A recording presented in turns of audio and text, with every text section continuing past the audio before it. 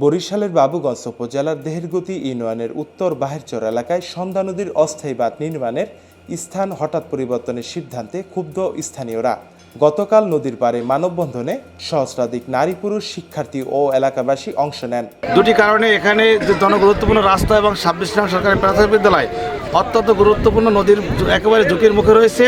সরকারের সমুদায় বাজেট যদি সঠিকভাবে প্রয়োগ করা না হয় তাহলে এই অঞ্চলের প্রায় 500 লোকের ঘরবাড়ির নদীর ঝুঁকিতে রয়েছে। রহমান সাহেবের বাড়ি থেকে কোনে ঘরামপেট বাড়ি পর্যন্ত যে নদী ভাঙ্গন আপনারাই চোখে দেখতেছেন যে এই জায়গা দিয়ে কোথায় গেছে, আর যে জায়গা দিয়ে ফালাইতে আছে কিছু লোক, তাদের ওই জায়গার কি অবস্থা আর এই জায়গার কি অবস্থা আপনারা নিজের চোখে স্বচক্ষে দেখলে সবচেয়ে ভালো হবে। কারণ আমরা চাই যে এই জায়গাতে যদি নদী ভাঙ্গনটা ফিরায় তাইলে সবার জন্য স্কুল, তারপরে মাদ্রাসা, তারপরে মসজিদ সব কিছুর ই হবে আর রক্ষা পাবে। এবং নদী ভাঙ্গনের জন্য সেইটা হচ্ছে যে হাবিব কাকার বাড়ি থেকে ঘরমাই পর্যন্ত যে বাজেটটা আসছে সেই বাজেটটা সঠিকভাবে ফালানো হচ্ছে না, সেই দাবির জন্য আমরা এখানে সমাবেশ করতেছি।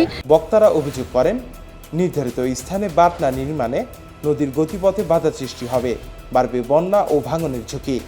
ঈদেলকাঠি মাধ্যমিক বিদ্যালয়ের প্রধান শিক্ষক জাহাঙ্গীর আলমের সভাপতিত্বে অনুষ্ঠিত এ প্রতিবাদে বলা হয়, প্রশাসনের কিছু অসাধু কর্মকর্তার চাপে ব্যক্তির স্বার্থে স্থান পরিবর্তন করা হয়েছে।